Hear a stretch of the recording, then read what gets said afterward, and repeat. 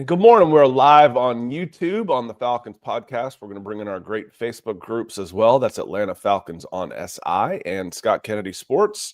About 50,000 strong between those two. Don't want them to miss out on this Wednesday. Welcome in, everybody. It is Wednesday morning at 8:35-ish. We go live every Monday and Wednesday on the Falcons Podcast. And it is now second day into the defensive coordinator search, Nick, and a couple of names have started popping up. And they were one of the names that you brought up, someone who had some success and kind of fell out of favor in Cincinnati, and Lou Anarumo. I believe that's correct. Yep. Anarumo by a vowel. He's got plenty of vowels in his name. And then Wink Martindale. That one's a lot easier to say for me. Longtime defensive coordinator, had some success with the Baltimore Ravens and was most recently the most expensive, the highest paid coordinator at $2.5 million, I believe, in college football, period, which is, that's good money. His buyout, though, is only $350,000. So it's, peanuts compared to what you'd waste on a bridge quarterback if you're the Atlanta Falcons. So shouldn't be an issue. But those are the two interviews announced so far. Nick, what are your thoughts so far on those guys? The thing about, I really like Lou Anarumo for what he's done with Cincinnati. I do worry with where Atlanta is at as far as the defense right now. I feel like he's a guy who comes in, he's a very good schemer. And if you have talent there that's not really pointed in the right direction, or you need a little bit of creativity, an awesome game planner, that's a guy I would love to have. But I really feel like the Falcons are just lacking so many building blocks on the defensive side of the ball, and the lack of development of let's be real. Cincinnati, they're one of the cheapest teams in sports, but they spent a good amount of top 100 capital on the defensive side of the ball, and pretty much every single one wasn't a hit. Now, is that the front office? Is that positional coaches? Is that who's hiring those positional coaches? Is it Lou Anarumo's staff, or is it Zach Taylor's staff? All questions that, I'd want to interview. Injuries. Injuries as well. But with where the Falcons are at, it doesn't feel like a defense that necessarily, they obviously did not play up to their potential, but they're lacking so much talent, and they need somebody who can come in and develop guys and culture as well. So that's my holdup when I think about Anarumo. He'd be definitely a step up. It's just the failure to bring up young pieces and maximize them is a holdup for me, and a question that, if he could do that, he'd still have a job, obviously. But it almost sounds like he would have been a good guy for the job this year, but maybe not next year, as the Falcons offense is basically set. You've got to figure there's going to be a bunch of new young faces in this Atlanta Falcons defense next year with Rook, Brandon Dorless, Braylon Trice could start getting some time as they start. Last year's draft class was not meant to play, significant minutes in 2024, but they will be counted on, especially heavily over the next two seasons. It sounds like this was a veteran defense. You think about, you hear the Falcons' young core, you hear that all the time, but then you look at the average age of the starting lineup, and especially with Kirk Cousins in there, and they were like the third oldest team in the NFL. And a lot of that had to do with the players that were on defense. When you've got Justin Simmons and Grady Jarrett and David Onyemata and all these veteran guys on the defensive side of the ball, it really raises up. And frankly, Nick, it only takes like 18 months to go from 5th to 30th. As far as the age, it's a young man's game, that's for sure. But the Falcons, while right now they only have 4 draft picks, you've got to figure they're going to get a lot younger on the defensive side of the ball. It really started with last year's draft, and then it's going to continue going into 2025. Yeah, I think that day 2 sets up pretty well for them in the draft as far as secondary goes. And day 1, you're going to have a chance at a defensive lineman, without a doubt, in my opinion, at that spot. I know that you just took Rook and you took Dorless, but if your best player on your board is a defensive tackle at 15 overall, okay, bet. All right, you are far enough away as far as building blocks go on that side of the ball that you can't be like, oh, we took 2 guys that are potential. That shouldn't factor. So there's nobody on defense, and again, there's 3 pieces on defense that you can write in Sharpie right now. Caden Ellis, AJ Terrell, Jesse Bates. That's it. They have partners. It's not like quarterback. Okay, quarterback, you're pretty good. You don't feel like you're going to take a quarterback in the next year's draft. But you need another safety because you play two. You need another linebacker because you play two. You need another corner because you play six. So, that shouldn't really be an issue, where it really should be best player available on the defensive side of the ball, unless something really, really strange happens and they go Ashton Genty, because, Scott, do you think that could surprise you? Yes, they could. But again, it'd be really, really hard to do this year, knowing that, all of the offense is basically set, depending on what they do with Dahlman, depending on what they do with McGarry. With Pitts. Caleb McGarry. Kyle Pitts, they wouldn't go tight end again. That's the scary dark horse. At 15, Tyler Warren and Kyle Pitts has been traded for a bag of chips and $5 million. I just can't see it. There's going to be too much defensive talent available. Remember this. Okay, remember this date, January 15th. No way they would go tight end again. No way. Right? It's the Falcons. Yeah. Denver, Luke, good to see you. It's a Senior Bowl soon. Can't wait. My favorite time of year. Yeah, end of the month. So we're 2 weeks out from practices that get started here at Senior Bowl. We're going to have a decent contingent down there. So one of the folks I work with on a regular basis, Chad Jensen, he's going to be coming down. He runs Mile High Huddle. He and I have worked together for going on 10 years now.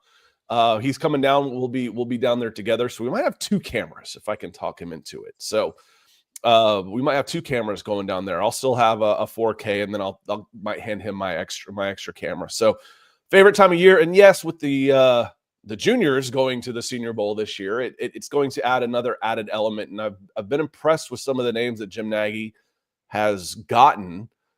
Sometimes I feel like these all-star games might lose their luster a little bit, kind of the way high school combines did and camps did. But no, they keep getting better and better. So, but we go live. Thank you, DL. We go live every Monday and Wednesday at 8:35 because we like having the conversation with y'all. So want to say hello to some folks that have come in and answer some questions as well. Like Austin coming in. He was in here first when we built the stream this morning. And you mentioned Anarumo. Yeah, there it is. I've got it in front of me. No, I'm like, is it Aranumo? No, it's Anarumo.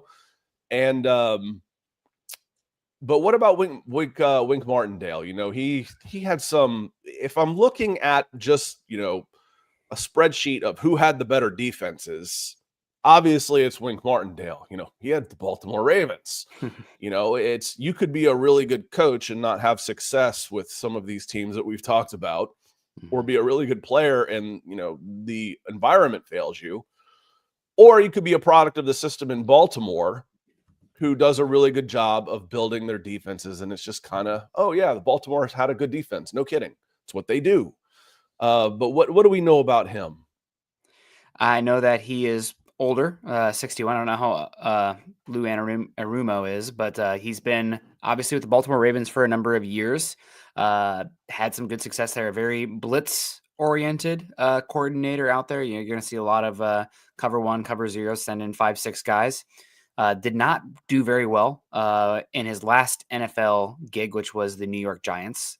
Just failed there. So again, I mean, defense, it's Jimmy's and Joe's mostly, but struggled there, and then went to the Michigan Wolverines, and I think had an okay year. Now, I will say he was an obvious step down from Jesse Minter out there. He's probably the worst of the last 3 defensive coordinators at Michigan, because you had McDonald, of course, as well, and then Minter, did unbelievable things with the Chargers this season, considering the investments that they had on that side of the ball, or lack thereof. And then Wink. So Wink, you have a floor with him. He does bring a certain level of toughness and style and aggression that this Falcons team was lacking, and very frustrating to watch this season.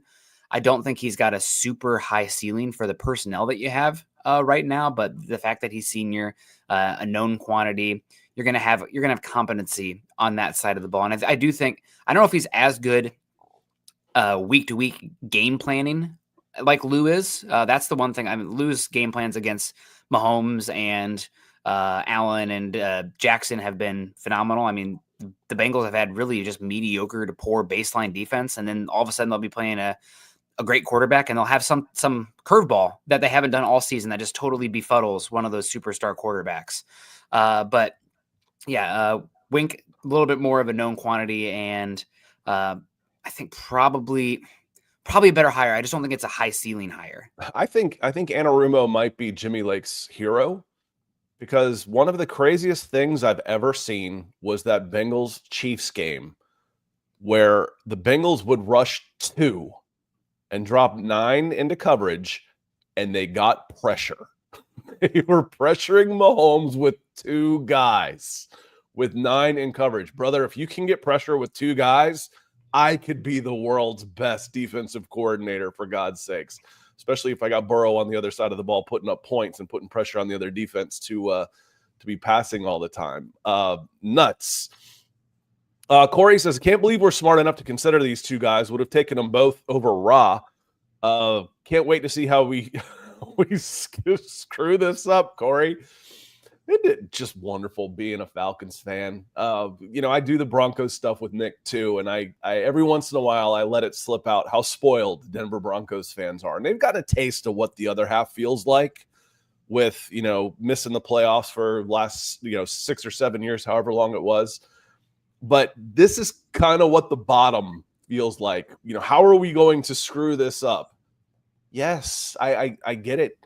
There's the one thing that I've said, though, is the bar was set so low schematically that it really would be tough. It's like anyone but Lake right now that's the camp I'm in.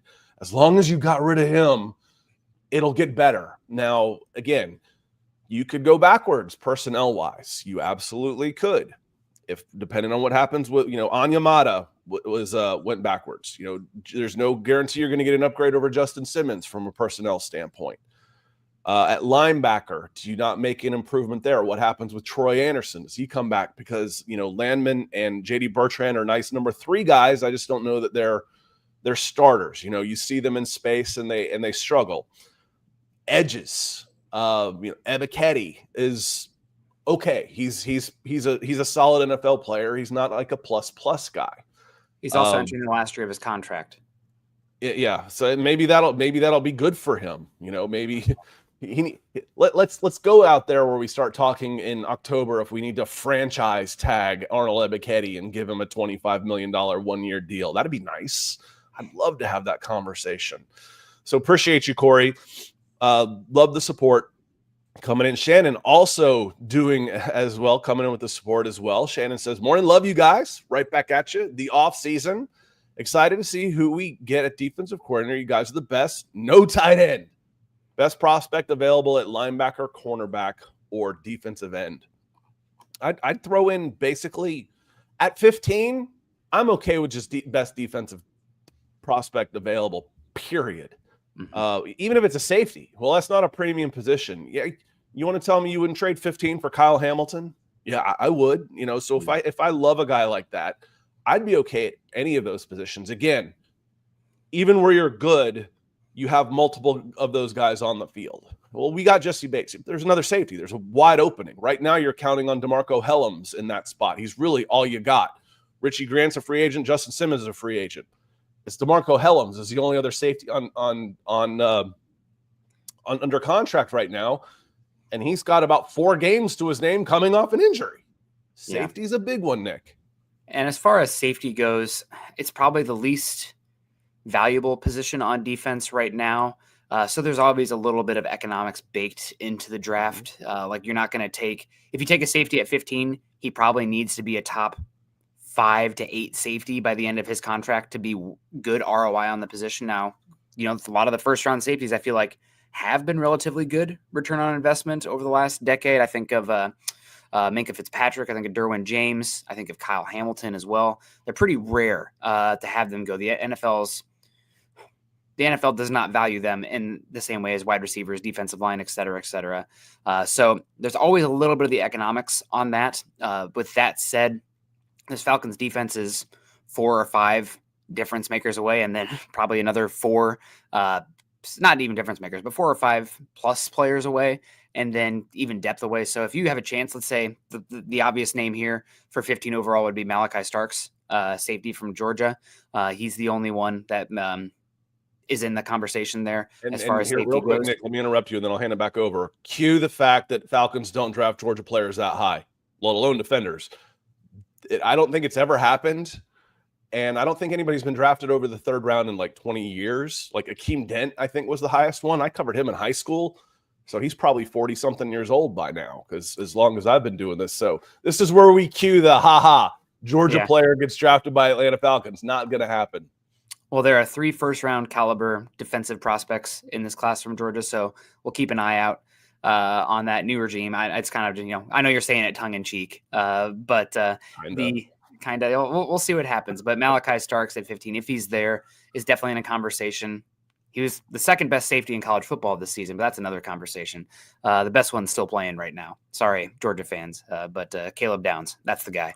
I digress, though. But Malachi Starks, if you have a chance to get a difference maker there, you're far enough away on the defensive building process that you just want to get somebody who can be an impact player. You're always going to bake in positional value and the economics of the position a little bit, because it's not always you're not always going to get the best possible outcome for every single one of these guys. So you have a much more acceptable floor if you take an edge rusher, a cornerback, defensive tackle compared to a linebacker or safety. But it has to be part of the conversation, especially 99 days out of the draft, 99 days away from the draft right now. Yeah, for the Falcons, it's easier to say what doesn't make sense as far as drafting goes.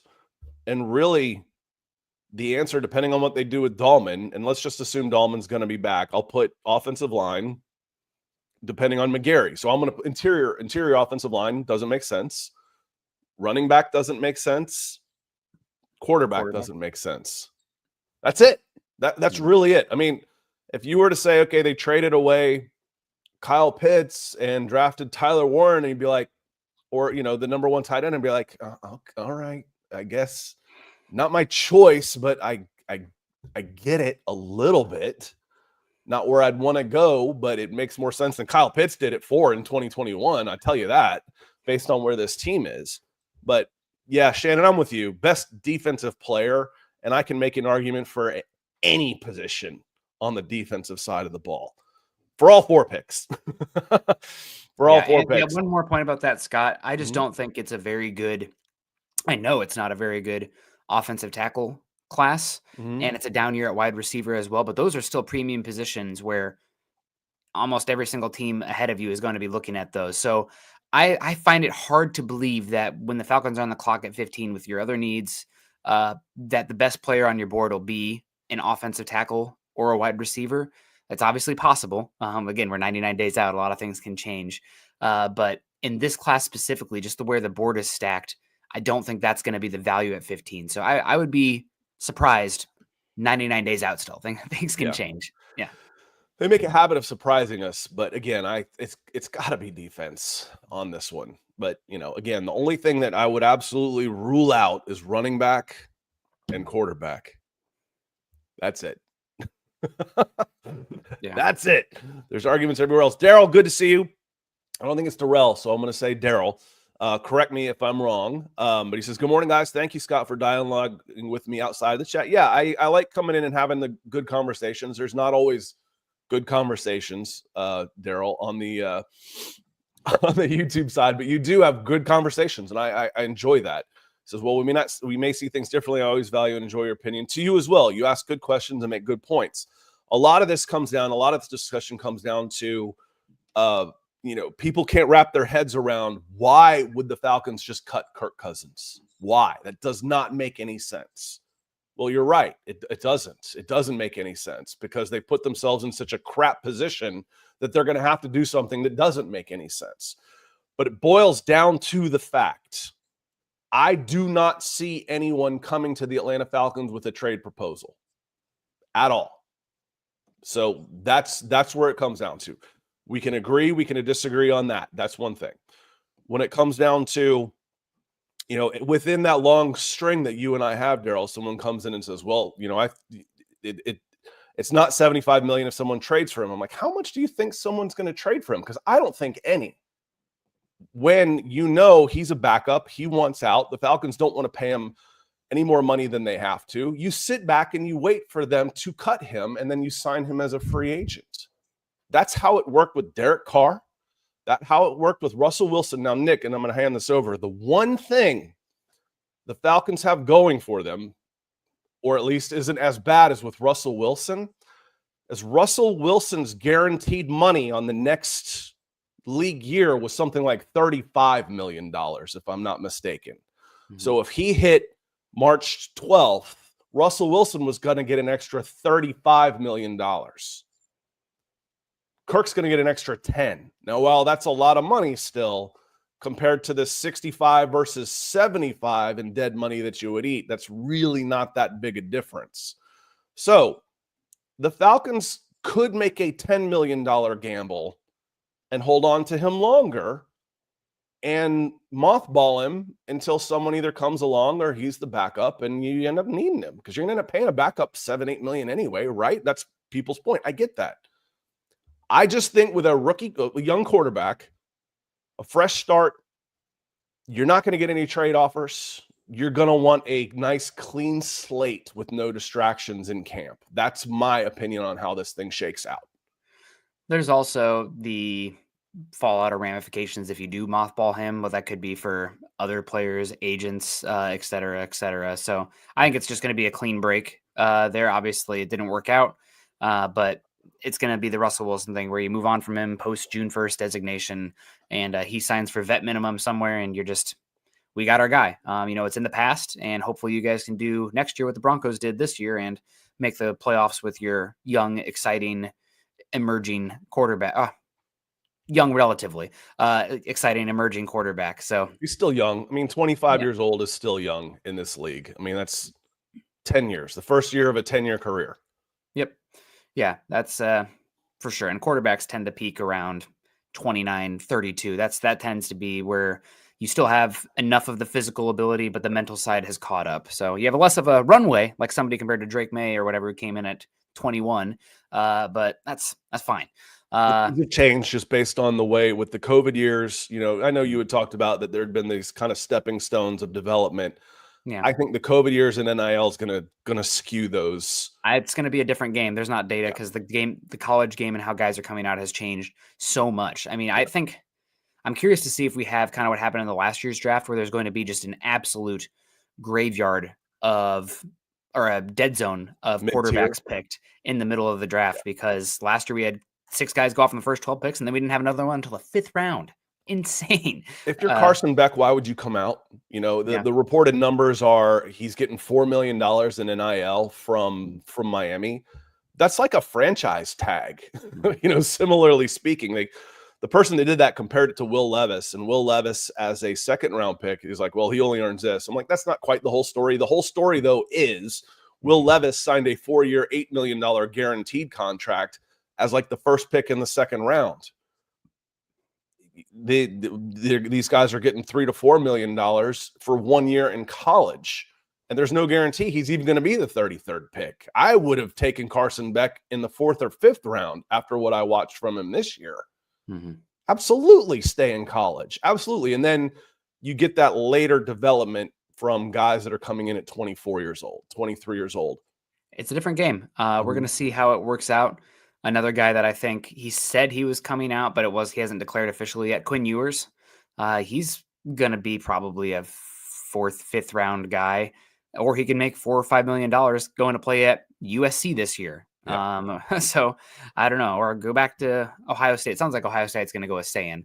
But we'll see what happens. We got Denver Luke coming in, says, Falcons, please don't take Tyler Warren. We need him, obviously. I couldn't figure out who you're talking about. I'm like, Broncos, I can't even think of a Tyler. Who are you talking about?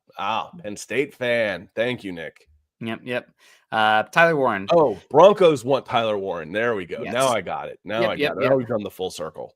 So I'm a little bit surprised to see, I don't know if you caught this the other day, but both of Penn State's running backs are going back next season. So that kind of thins out the running back room. I really like Nicholas Singleton out there, but is what it is. It's a different game with NIL and everything. But Tyler Warren is definitely in play for the Broncos at 20. So we'll see what happens. I see Stephen B saying USC isn't what it used to be. No, it's not, but they still have Big Ten money and a chance to go work with Lincoln Riley and a quarterback opening still, I believe. So I'm not saying that they're an elite school by any means, but Miami isn't what it used to be, and they just paid Carson Beck $4 million, right? So opening with money, you have a chance. Yeah, that's the Broncos would love to have Tyler Warren. And thank you. I forgot about who the wees were. I got them all confused on that. Yeah. I also see good. Chuck Finley, real quick. He says, I'm hearing Cousins is going to the Jets. You think that's true? Jets haven't even hired a general manager or a head coach yet. So any personnel connections, I would say, are more, New York tabloids based than anything. So I going to the Jets. No. And what's interesting, y'all, is right now all these teams. Well, look how many teams need quarterbacks. Yeah, look how many teams do. How many of them would try and make a trade for Cousins before the draft? None of them would. Yeah. So you have free agency and you have draft, and once free agency starts, Kirk Cousins gets $10 million, and his 2026 cap number goes to $35 million dead. Because there's no effing way he's on the roster in 2026. Question is 2025. Do you keep him with a $40 million cap hit in 2025? That's what it's going to cost you regardless. The difference is if he's gone before March 12th, his dead number is 25 in 2026. If he's still on the roster on March 13th, his dead number in 2026 goes to 35. I know 25, 26, 35, 30. It's confusing. Trust me on this one. I've gotten some arguments from him. Like, no, listen, trust me. I've been looking at this a lot.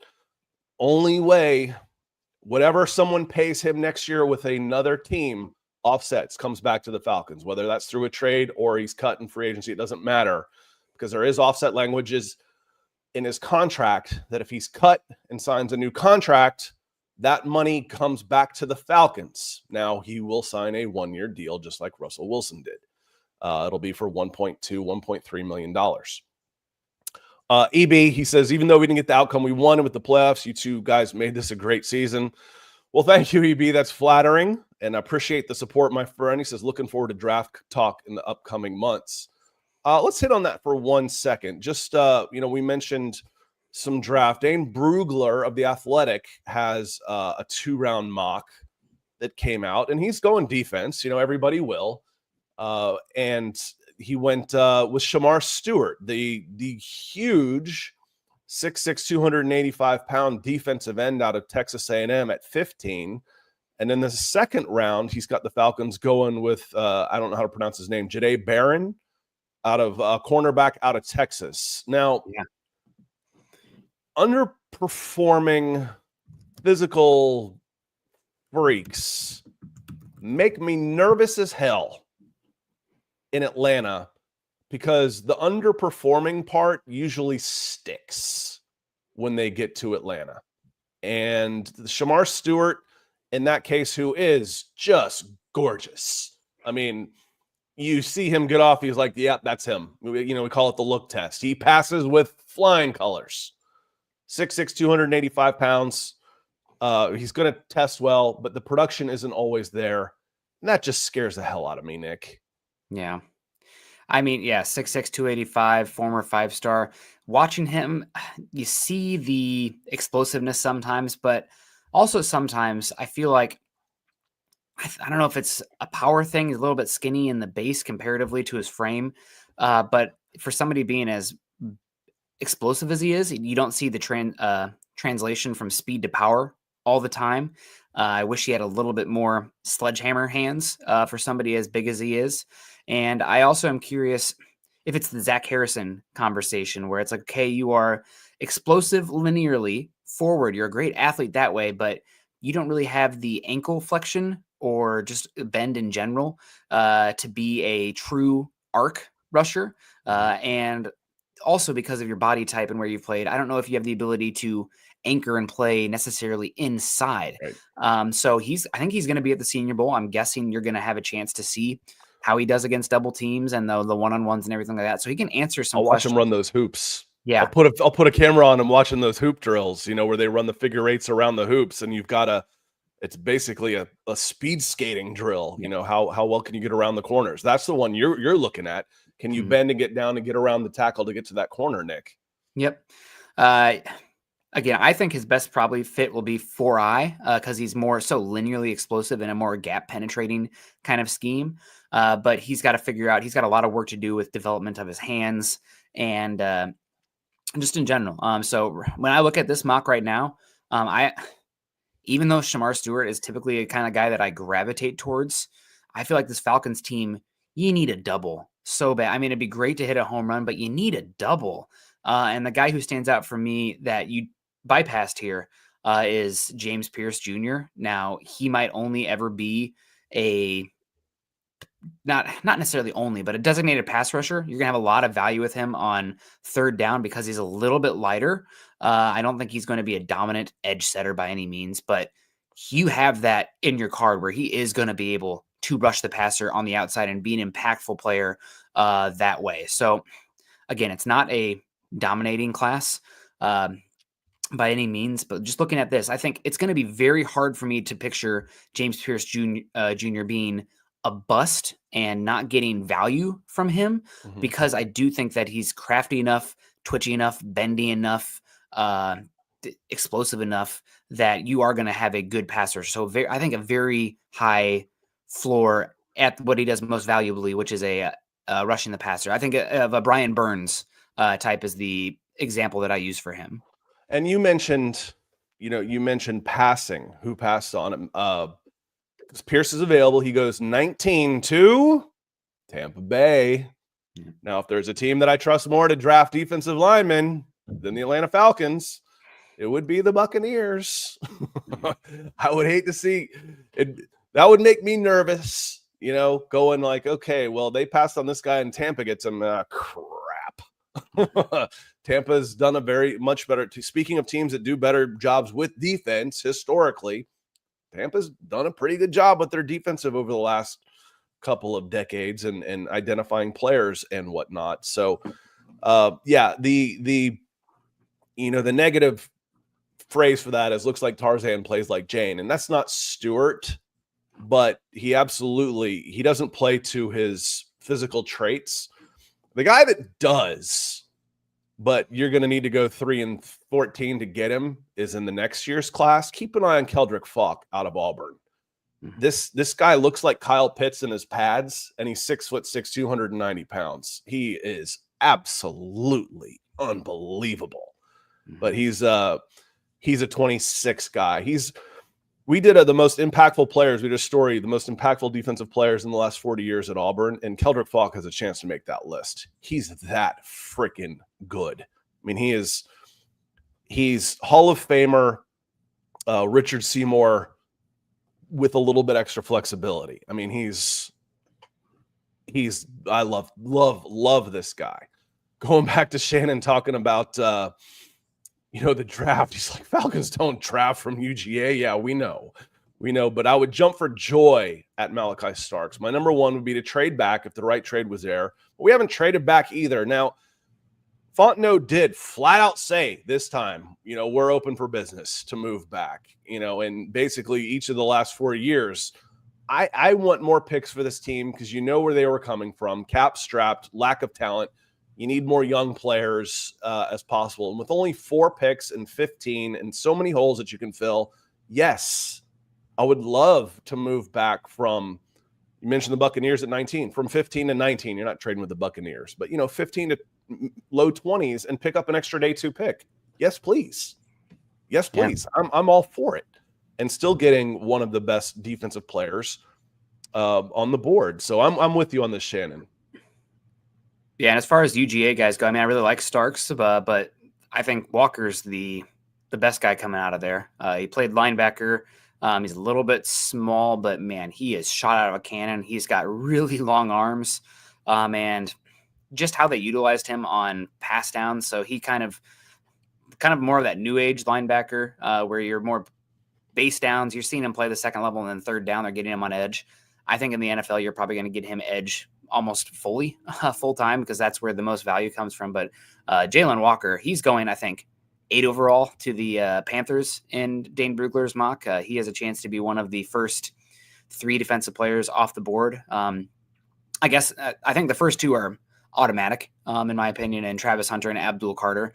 But after that, it's a good chance it's Jalen Walker, Mason Graham, or Will Johnson for that next tier of guys. So maybe I think 15 is the floor for Walker. He won't get past the Falcons if he falls down there, in my opinion. But I don't know if he'll get down there. But yeah, Georgia has some guys. Also, you have Michael Williams, who is very athletic, but missed a lot of time with injury and just never really got all the traits together. But he is physically dominant. I worry that he's a little bit stiff as well, more of a 4-3 classic edge. I don't know if he's got the bend, but I mean, you watch him against Texas the first time and you see, okay, that's a guy who's an obvious first round pick. The traits and tools are there. It's not as much I think there's a little bit more substance than with Shamar Stewart from Texas A&M, but another interesting guy. I just right now for the Falcons at 15, I'm with you. I think the best pathway forward is to trade back, and you can get a Jack Sawyer, stack the secondary linebacker as well with day 2 picks. Just get bodies in there for goodness sake.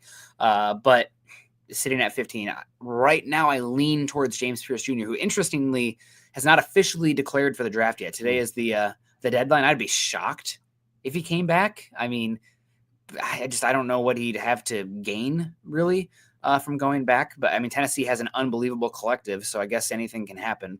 But yeah, Pierce right now is the one. I don't love him at 15, but out of the guys I think will be there, it makes the most sense. Yeah, we've got a chance to fall in love with some guys over the course of the next 3 months as well. Want to hit on a couple of comments that I've seen that aren't necessarily supers, but are good comments that I want to highlight here. Trenton Houston has a good point over on Facebook on the Atlanta Falcons on SI page. He says, I'm concerned that Terry Fontenot and Raheem's jobs depend on winning next season. Is it fair for any defensive coordinator to come in and have just 1 year to prove it? Basically, the risk involved to come in and do it. Well, my point on that, Trenton, is if you come in and do a good job, you're probably safe with a good defense. This team, the Fontenot and Raheem will get another year if you come in and do a good job with this defense, assuming the parts that are in. But if I'm interviewing with the Atlanta Falcons, I'm also interviewing the Atlanta Falcons when it comes to this, because, these defensive coordinators will have multiple opportunities and not all of them are done yet. There's going to be some coordinators that make some moves out of the playoff teams. So there will be some more openings that they're going to be, I saw some stuff last year. You see it every year, oh yeah, the Falcons passed on Jim Harbaugh. No, they didn't. They didn't have a chance to him. He wanted to go to LA. Well, why didn't they hire Robert Saleh? Because he didn't want to come. He had other opportunities. There's going to be a lot of competition. So I'm also interviewing the Atlanta Falcons. The other part of it is you're going to get a couple $1 million,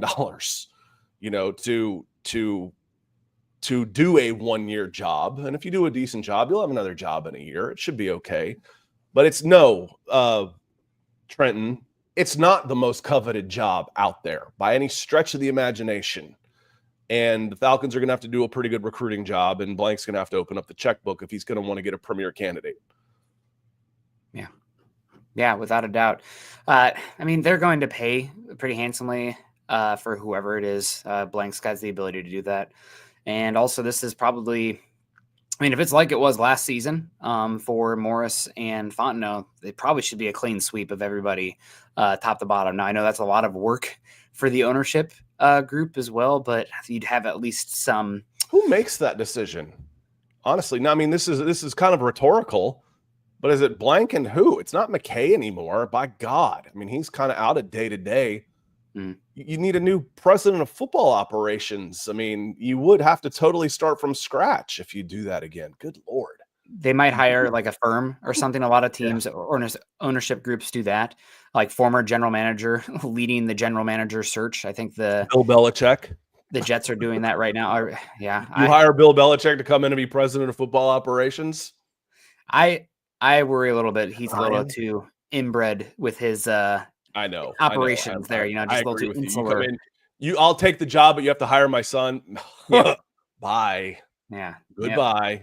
He did an okay job with the Huskies this year, but I digress. Still, that is nepotism laws. Yep. I remember, who is it? Jim Herrick got by the nepotism laws at the University of Georgia in the early 2000s when he was hired as the basketball coach, and then got in trouble. It's like those are rules for a reason at these type of things. Now the Falcons aren't a public institution, but still.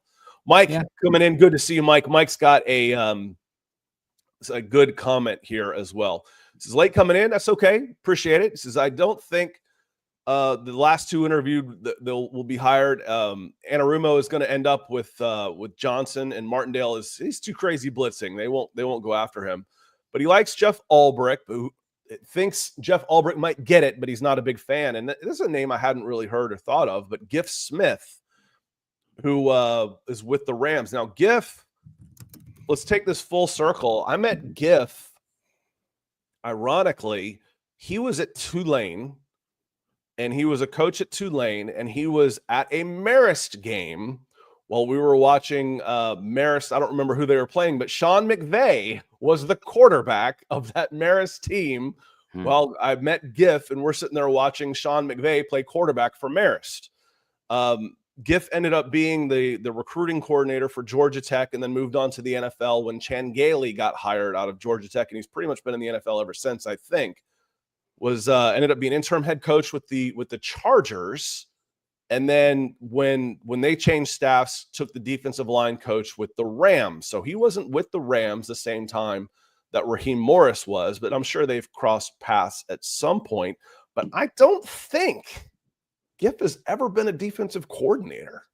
He's been a position coach and a recruiting coordinator, but I don't think, and an interim head coach, but I don't think he's been a defensive coordinator. No, he hasn't. He did close out last season as the interim head coach for the Chargers when they fired Brandon Staley. So that at least he has some big picture operational work there. But he's definitely an interesting one. If you're also talking Rams staff, I know they've been really talking up Sean Desai, I believe is the name pronunciation. He's got some offensive and defensive experience. And I know that Sean McVay's spoken really highly about how important he's been as far as the game planning goes. He was also one of like Vic Fangio's high up guys that he liked a lot coming through. So he's an interesting one. Christian Parker has done an unbelievable job as a defensive backs coach with the Broncos and now with the Eagles. And I don't know if there's been a positional group in the NFL that has turned around so rapidly as the defensive backs of the Eagles. Now, granted, first and second round pick, but both of those guys are playing all rookie team level out there in Quinyon Mitchell and Cooper DeJean. So maybe another guy as well, Christian Parker. I mean, he's been thought of like as being one of the up and comers for a bit now. And with, I mean, obviously people kind of get turned off about Vic Fangio, the gruff man stuff, but the proof's in the pudding. He's done a pretty damn good job. I mean, that Eagles defense is the best in the NFL this season. Right now, I think you can make an argument for the Eagles, the Texans, or the Ravens. Sorry, Broncos, but a little bit of paper tigers there. I thought at least, but yeah, there's just some other guys as well. But it seems like this front office and whatnot, they're going for a little bit more of a known quantity. So you're getting your Anarumos and your Wink Martindales and probably your Ulbrichs at some point. Yeah, I want to hit on a couple. This is kind of your 2-minute warning. We're going to be getting out of here shortly. Appreciate the chat, everyone. I want to hit on a couple of comments I've seen. But Steven talking about, the front seven, he says, I'm just tired of Grady being the only special player on defense. Been like that for a while, hadn't it? And I've got it bookmarked, and I reference this every so often. I think this was 2022 in a triple team. And he's like, damn, y'all don't have anybody else to block? And, it was like rhetorical, kind of. I'm like, no, they don't. It's not a coincidence to me that the two coaches that were fired from the Atlanta Falcons were the coordinator and the defensive line coach, because there was some talent on the defensive line. And it didn't help that arguably the deepest position on the team, other than running back, I'll still say that's the deepest position on the team, is interior defensive line, and then they go to a two-man front. What? Why are you playing a 2-4-5 nickel base when you've got so many defensive linemen that you're actually waiving one of your draft picks and putting him on the practice squad, and now he's in Buffalo? That you're going to a two-man front, and we didn't see much from Grady Jarrett and David Onyemata. I'm not sure how much of that's on Onyemata because Grady still made his splash plays. It's just kind of who Grady is. but Onyemata was absent this year. We didn't see any Street. Rook had a few splash plays, but probably finished like 15 tackles on the season. That I'm ready for, front trenches. You're never going to hear me complain about drafting defensive linemen in Atlanta, Nick. Yeah. And it's not, I don't think it's a very good early round or first round cornerback, defensive back class. I think after your top two cornerbacks, it falls off pretty substantially. Benjamin Morris, Shane Ravel. I like the day two talent as it stands right now. Now, guys could really fly up. I mean, you had J.D. Barron was the pick from Dane Brugler in the second round from Texas. He could end up going back into the first round. I also really like the other cornerback that was drafted around there, Azari Thomas from Florida State. If you want to play Wink Martindale's scheme, Thomas would be phenomenal because he is press man all the way, super physical, and pretty good athlete as well. So we'll see what happens with this team. But I mean, right now, yeah, Pierce really stands out for me. Also, somebody I'll be curious, Scott. Maybe you're not really working the late night scene down in the Mobile. You're not working the streets. No, but I'll be in bed by 10. Yeah. One thing I'm very curious about from this mock. So I feel like I have a pretty decent eye for defensive line, like guys who are obvious talents, right? And yeah, for me, when I've watched, it's not that hard. No, yeah, I don't. You just got to put in the work. Yep, the time. Yep, that's for sure. But I watch and I see Walter Nolan, who was a former super recruit to Texas A&M, transfers to Ole Miss this season. I'm like, oh, that's a top 10, top 15 interior defensive line player. And you have Dane going middle of the second round with him. I'm wondering if there's anything background-wise. I haven't heard yet, but it just seems like it's – Dane always says, I won't say anything directly, but there'll be breadcrumbs. And that's one it's like, okay, this is a top 15 kind of guy. You're going middle of the second round. What's going on? So we'll see. You never know. I'm curious to see. Senior Bowl is going to be great. I'm also curious in this draft cycle now, since it's the new college football playoff era. We used to always have like a way – inflated valuation of Senior Bowl guys coming out of the Senior Bowl because, they're the talk of the town right now. Maybe a little bit of that with the college football playoffs. Right now, all the guys with the recent exposure getting a bump die down. Then you'll have the Senior Bowl bump, die down, combine bump, and then it'll settle out a little bit. But fun. I mean, we're 99 days away from the draft. Unfortunately, the Falcons with the Kirk Cousins flop, they're not going to be super active in free agency, but we'll see how it all plays out. No, and I heard someone, talked about, Justin Simmons being gone. There's going to be some cap casualties. There's always cap casualties. That's what happens when you have flexibility with a cap with someone's contract and you want to get cheaper and younger typically. So you could have plenty of cap space. But right now the Falcons are about $5 million over the cap. They're 29th. Now we've detailed some of the places they have flexibility, including Grady, David Onyemata, Caleb McGarry. There's plenty of places they can restructure some guys, some of their younger guys, and create some room. There's opportunity to get about $50 million, but $50 million right now only puts you at 17th in available cap space before anybody else makes any moves. So when you're competing against the other 32 teams, $50 million is going to be bottom 10 in available money, and you're not going to be able to outspend people to bid on free agents. So yes, the Falcons, they're not in cap hell that we've seen, like the Saints are consistently in. They're just not in a good spot right now to rapidly try and improve their team with a couple of key guys. They'll bring in some players. And again, you can get really good value at non-premium positions. Safety, tight end, running back, which you don't need, interior line, which you don't need, linebacker. $7-8 million for a linebacker will put somebody in the top 10. So there is money to improve this team for sure. But it's time to invest draft picks onto the defensive side of the ball. Now, real quick, here this is JB. Package Kyle Pitts, Kirk Cousins, and Tyler Algier for something. No. You couldn't package those guys together really for anything. Running back on the last year of his contract, you might be able to get a 5th round pick. With the other guys, you would have to basically pay them to take on their contracts. So it ends up being the money. Kirk Cousins and Kyle Pitts combined have about almost $40 million in guaranteed money in 2025. You would have to give something else away to get someone else to take on those contracts. Or you eat the money and maybe you can get a 4th round pick on it. But that's just not quite how it works. B-side rap reviews, I want to see what you have to say, because you always have great comments. So Scott and Nick, would you be willing to send a draft pick to another team to get him to eat his salary? We just talked about that. And you can buy. You can absolutely buy stuff like this. Talking Broncos, Rams Super Bowl season, they made a trade to the Denver Broncos. They sent a 2nd round pick to the Broncos for Von Miller. The Broncos ate the rest of his salary in return for a 3rd round pick. So they sent him Von Miller for a 2nd and 3rd and $8 million, basically. The balance of his salary is what they sent him. So yes, you can do stuff like that. The problem is Von Miller was a coveted asset. Mm-hmm.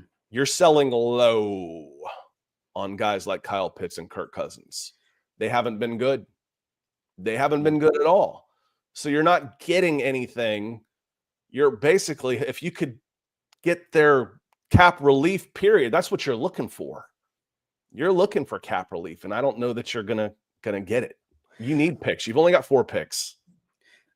Also, you have the full no trade clause from Cousins that murkies it completely. I think the main example I consider when that's happened before is the Browns trading for Brock Osweiler from the Texans after 1 year and a pretty big contract at the time. I don't think Osweiler had a no trade clause though, so he just kind of didn't have much of a say. Where Cousins, I think he's going to want to go through the free agency process, see where the dust settles and everything. And you're coming up against it here before too long. So I don't think that's a reality that's going to happen. He's going to be cut post June 1st designation, and he's out. I see JB also talking about the value of trading Algier. The thing about Algier is he has 1 year left on his contract, and you're up against one of the deepest, most talented running back classes in a long time. I love Algier. Been a fan of him since BYU. But you're not going to get more than a 5th or 6th round pick for him. Algier is considerably more valuable to the Atlanta Falcons than anything you would get in return. Yeah, it's not a good year for him. Maybe I think probably a 5th. You're probably talking like a 5th and a future 7 or conditional pick. So I just don't see a lot of value. And with Pitts, you're probably talking. It depends on how money's exchanged, but 4 or 5. So we'll see what happens with Kyle Pitts. Roy asking, you see Kyle Pitts staying with the Falcons? I don't know. I think they'll shop him. At least they'll listen for offers, but we'll see what happens. And why lose Algier for nothing? Because he's a running back on the last year of his contract in an incredibly deep running back draft class. Yeah, maybe you can re-sign him. It's supply and demand. If you like the partnership, you can possibly re-sign Algier. And, depending on where you are in free agency, you could maybe get a comp pick for him as well. But you trade him for nothing. That's the point. Why would I give up an 800-yard running back insurance to Bijan Robinson? Why would I give that up for a 7th round pick? I can get a 5. I need, but that's still. Why would I trade him for nothing? Yeah. He's much more valuable on the squad in 2025. That's almost 1,000 yards and yards from scrimmage. Insurance to a Bijan Robinson injury that he's. Why would I give him? Why would I trade him for nothing? That doesn't make any sense. I need him. I need him for 2025. That doesn't make any sense. So on that note, we're going to get out of here. Is Kyle Pitts going to be, that's $1 million question. It's a $10 million question. Is he going to be on the team in 2025? I think so. I think he will be, because you wouldn't be able to get enough in return to justify the opportunity cost of what happens if the light finally comes on for Kyle Pitts. It might not. Charlie Warner could end up eating into his minutes like he did last year, where he ended up playing a lot more snaps. You get 30 snaps from Kyle Pitts. He leaves as a free agent after next season. So we'll see. Otherwise, I think day 3 pick, $5 million in cash. That's the best you could hope for a return on Kyle Pitts. We'll see what happens. Again, it's also a deep tight end class, but Pitts is a different conversation because of the draft pedigree and the athletic tools. Somebody would definitely shake that tree if he became available, no doubt. But We'll see. We'll see what happens to defense coordinator as well. And we didn't run it today. I'm guessing Monday we'll probably do maybe our first Falcons mock or Programming something. note: I am not here Monday.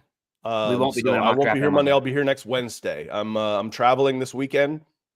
Me and my son are going out of town for a little bit. The girls are staying here with the dogs and the guns.